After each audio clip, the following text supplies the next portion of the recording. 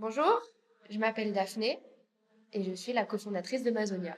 Bonjour, je suis Jeanne, j'ai 31 ans et je suis aussi donc, la fondatrice de Mazonia. Mazonia est une marque de sacs éthiques fabriqués 100% à la main par un peuple amérindien du nord de la Colombie qui s'appelle les Wayuu.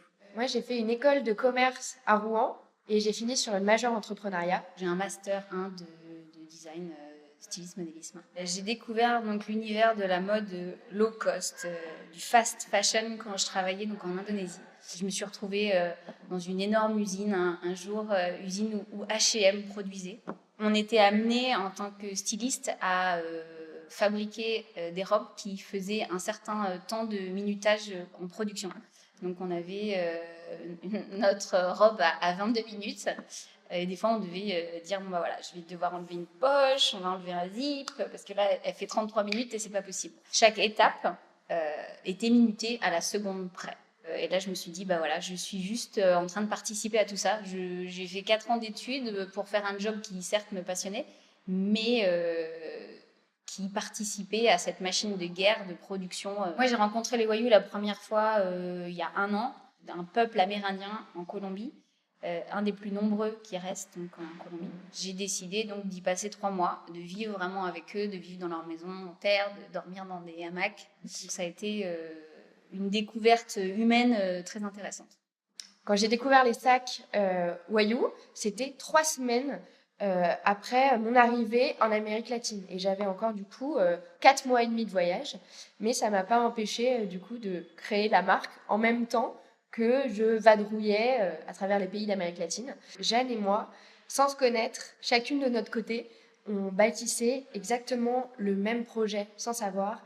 Et la vie a fait on est entré en contact et on a fusionné nos deux projets pour créer Mazonia ensemble. Le principe, c'est que on va demander à la tisserande de faire ce corps-là, voilà. Et c'est elle, c'est un choix personnel et artistique. Elle va choisir ce qu'elle veut faire pour le motif de ce qu'on appelle le plateau. Voilà, donc c'est souvent des éléments naturels du cosmos. Donc elle va choisir le plateau, elle va choisir ce qu'on appelle la gassa, donc la bandoulière, que ce soit le motif ou la technique de tissage. Et elle va choisir le cordon de serrage. Donc pour un sac comme celui-ci, comme le Camilo, c'est évidemment une pièce unique parce que c'est entièrement fait à la main.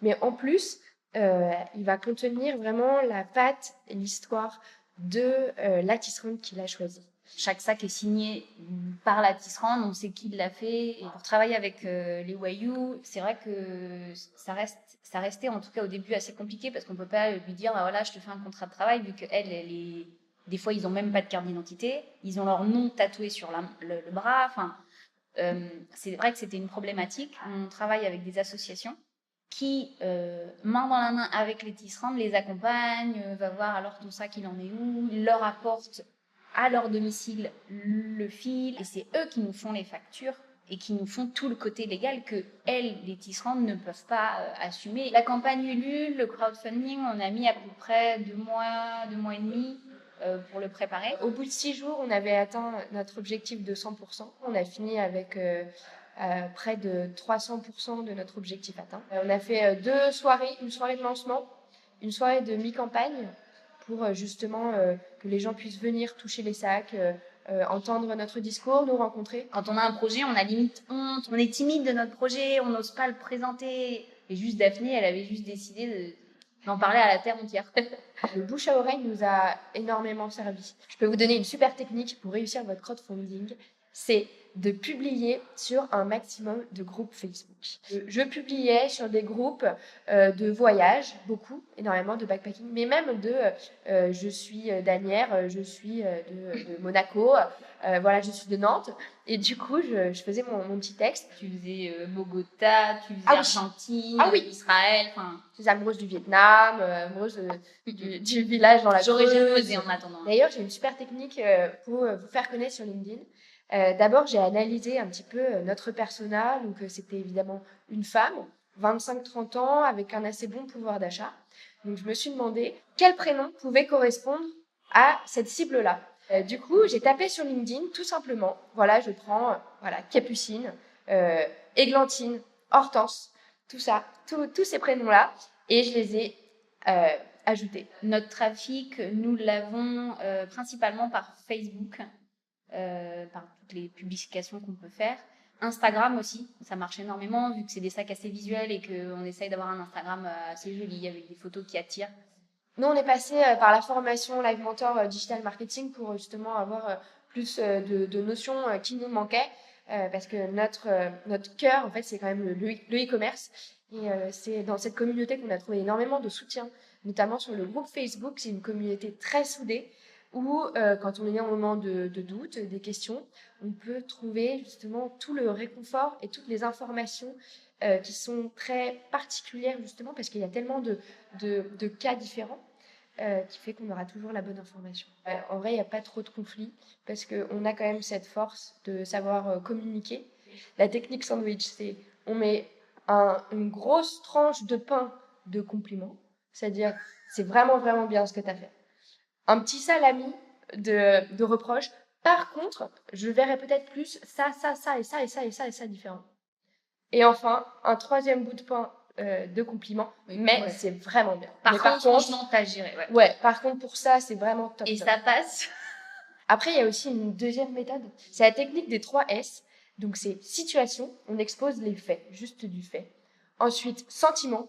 Moi, c'est comme ça que je le perçois. Voilà, ça me va pas pour telle et telle raison. Et troisième S, solution.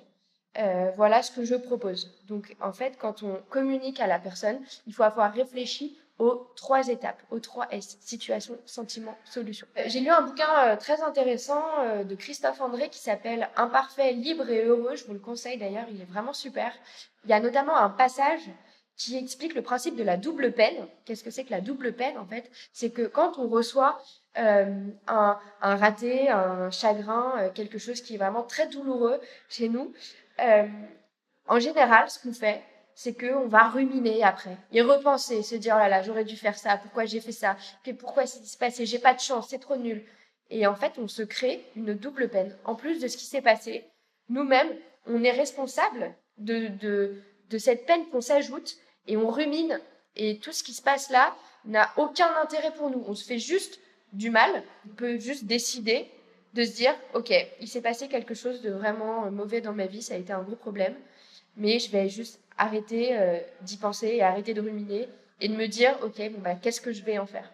Et c'est là que le livre Les Vertus de l'échec vont bien compléter cette pensée-là. Moi, c'est un bouquin qui n'est pas du tout sur l'entrepreneuriat ou business. C'est un bouquin assez spirituel qui s'appelle La prophétie des Andes de James Redfield. Le bouquin était à propos des synchronicités. C'est des choses qui vont vous arriver, des signes de la vie qui vous montrent un peu finalement que vous êtes sur le bon chemin. Et en fait, plus j'avançais dans cette aventure, plus je ne faisais qu'avoir de signes, entre guillemets, comme si l'univers conspirait à me dire « c'est bon, vas-y, continue, tu es sur le bon chemin ». Et tout le bouquin est à propos de ça, en fait. Il m'a aidé à écouter un peu plus mes intuitions et à regarder les opportunités que la vie était en train de m'apporter et puis d'y aller, quoi. Moi, j'ai un conseil aussi, c'est qu'avec Pôle emploi, en fait, vous pouvez avoir une formation d'1 semaine par la CCI. Moi, je l'ai fait du coup grâce à la CCI de Paris. C'était entièrement financé par Pôle emploi pour reprendre toutes les bases sur l'entrepreneuriat, que ce soit comptable, finance, marketing, tout y est. Et ils sont vraiment super. En tout cas, je recommande pour la CCI Paris. N'hésitez pas. Vous pouvez trouver les sacs Mazonia sur mazonia.fr. De temps en temps, on fait des pop-up stores ou des marchés et dans ces cas-là, on communique sur nos réseaux sociaux. Ouais, bah là, le prochain, du coup, c'est du 27 novembre au 3 décembre 2018 à la Fabrique de Noël, en face du BHV à Paris.